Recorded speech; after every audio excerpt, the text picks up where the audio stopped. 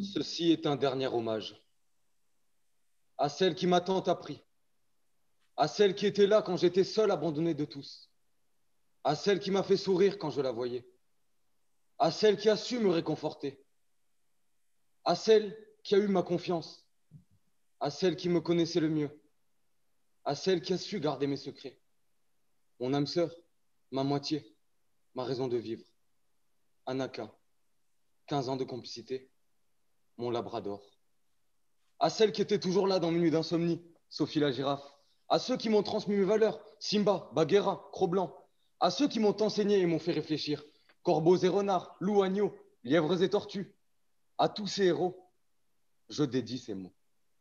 Savez-vous que le Parlement a adopté définitivement le projet de loi modernisant enfin le statut juridique de l'animal en reconnaissant sa nature d'être vivant et sensible?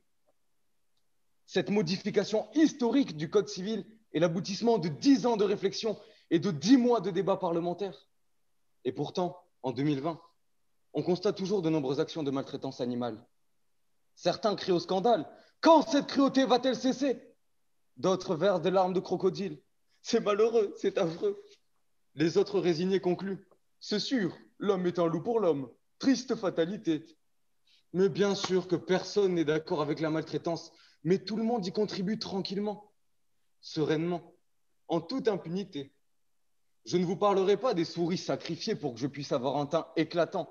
Je ne vous parlerai pas non plus des violences que subissent certaines espèces pour nous faire rire ou rêver dans les cirques et les zoos. Et il ne s'agit pas seulement d'enfants, mais que dire des adultes qui s'émerveillent devant un taureau sanguinolent sous les coups d'un matador? Curieux spectacle, non? Nous avons remplacé des gladiateurs par des taureaux. Quel progrès! Et le pire, ce sont sûrement les applaudissements et les clameurs sordides qui montent des arènes. Pourquoi normaliser ces pratiques cruelles? Au nom du divertissement, du plaisir, du bonheur? Je vous parlerai encore moins de mes petites fins de loup, nuggets du McDo, vous savez la petite boîte de neuf là, toast de foie gras à Noël, tartine de Nutella au petit-déj. Il n'y aurait pas anguille sous roche? La cruauté est là, sous nos yeux. Elle s'immisce dans nos petits gestes du quotidien, sans faire de bruit, pour ne pas alerter, pour ne pas indigner. Chut, gardons le silence. Pour ne pas effrayer ces enfants ravis de découvrir ce loup de Sibérie dégarni faisant les 100 pas dans sa cage. Ne vous en faites pas. Les animaux souffrent en silence. Ils ne diront rien.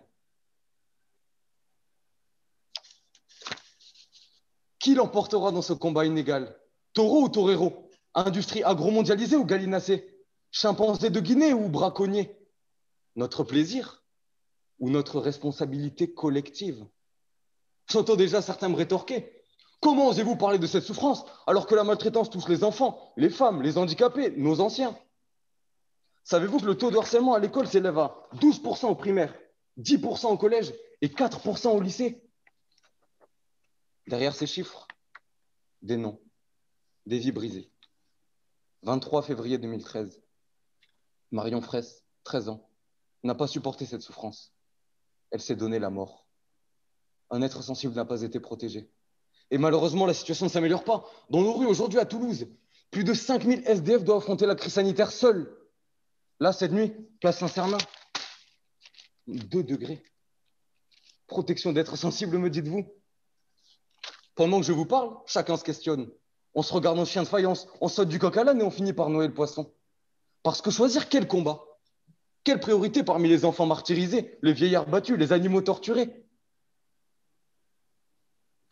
La question n'est pas là. La vraie question est celle de savoir dans quelle société nous voulons vivre, où nous serons tous faits comme des rats. Il faudra faire un choix. La raison du plus fort est-elle toujours la meilleure, ou l'on a toujours besoin d'un plus petit que soi? Alors, prenons le taureau par les cornes. Le cœur de la question, mesdames et messieurs, était là devant nous. Protéger les cœurs qui battent à l'unisson. Entendre les pulsations. Parce que oui, c'est tout cela qui est au cœur du combat.